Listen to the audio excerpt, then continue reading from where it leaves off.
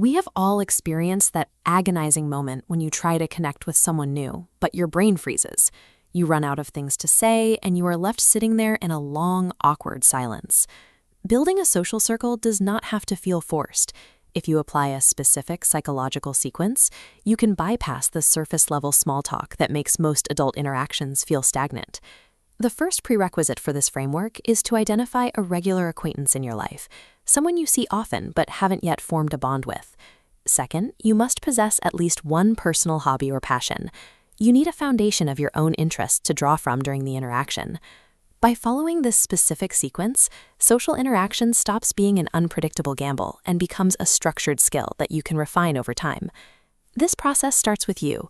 You must cultivate a true passion before you can expect to attract and maintain a high-quality social circle. Consider it like this. If someone tries to sell you an ornate book that promises the secrets to life, but you open it to find completely empty pages, you would feel misled. This is how it feels when you try to build a social life without having a life of your own. Having just one area of focus, whether it is programming, reading, or motorcycling, instantly gives you a perspective that makes you more engaging to others. Dedicated hobbies also solve the problem of proximity. They naturally place you in environments where you meet people who already share your values and interests. When you are truly passionate about a subject, it creates an authentic energy that others notice, making you a more compelling person to get to know. To initiate a conversation with an acquaintance, use a non sequitur. This is where you walk up and make a direct, slightly unexpected assumption about them. You might say, "You know, you look like you come from a big family." This creates a sense of curiosity, causing them to either correct you or share details about their siblings.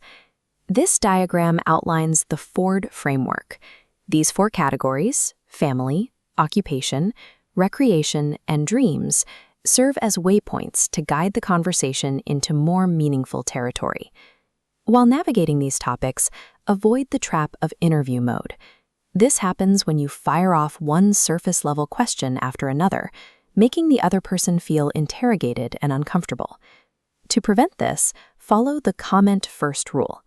Always share your own thought or feeling about a topic before asking the next question. If you are discussing family, mention how you feel about your own siblings first. This small act of sharing keeps the flow natural and reciprocal. Pairing these assumptions with the comment-first rule allows you to move smoothly from casual talk toward their long-term aspirations. Once the conversation is flowing, you can utilize the Benjamin Franklin effect. This is a subtle method for strengthening a social bond through a simple psychological shift. Ask your acquaintance for a very minor favor, like picking up a pencil you dropped, or helping you move a piece of equipment. This diagram illustrates consistency bias. When someone helps you, their brain seeks to justify the effort. The brain subconsciously rationalizes that because they are doing something for you, they must inherently like you.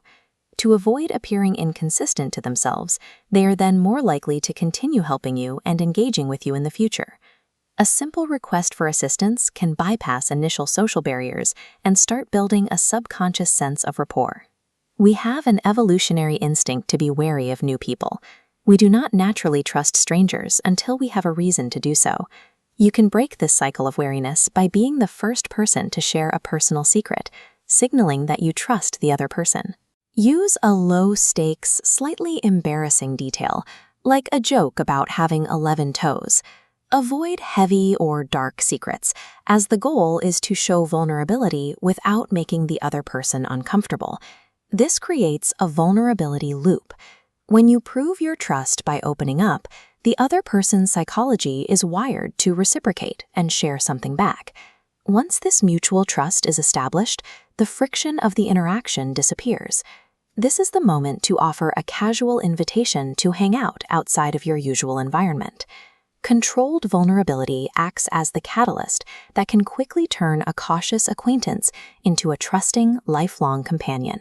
We have moved from building a foundation of personal interests to using the Ford method and the Benjamin Franklin effect, and finally establishing trust through vulnerability.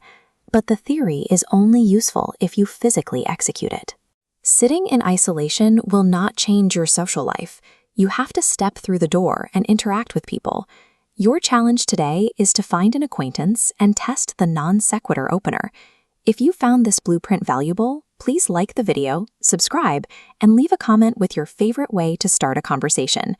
Building a more connected and loyal social circle starts with taking the initiative